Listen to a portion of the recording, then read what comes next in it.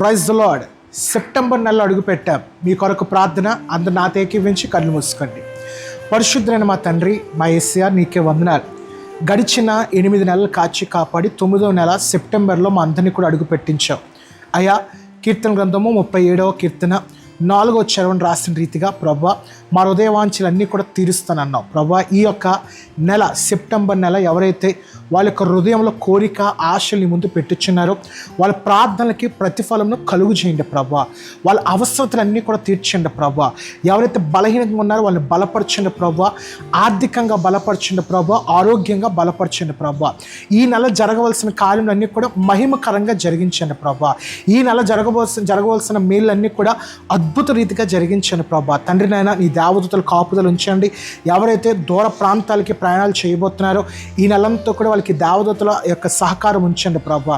ఎవరైతే ఈ నెల పుట్టినరోజులు వివాహ దినములు జరుపుకుంటున్నారో వాళ్ళ దినములు అధికం అవ్వలాగిన, వాళ్ళ దినములు దీవించబడలాగిన కృప దయచేయండి ప్రభా. ప్రతి ఒక్కరి తల్లిదండ్రులు దీవించండి ప్రభా.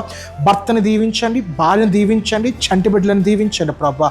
కుటుంబాలని, మిత్రులను అందరినీ కూడా దీవించండి ప్రభా. నాతో కలిసి ఎవరైతే ఏకీవించి ప్రార్థన చేస్తున్నారో వాళ్ళకి తోడే నడిపించండి.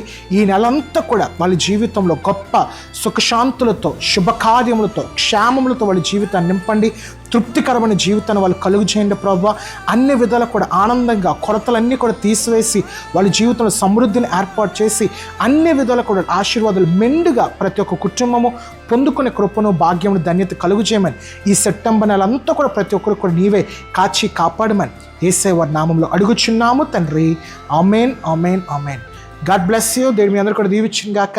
ఈ సెప్టెంబర్ నెలంతా కూడా ప్రభు యొక్క కృపాక్షేమం మీపై ఎల్లప్పుడూ కూడా ఉండను గాక. Thank you.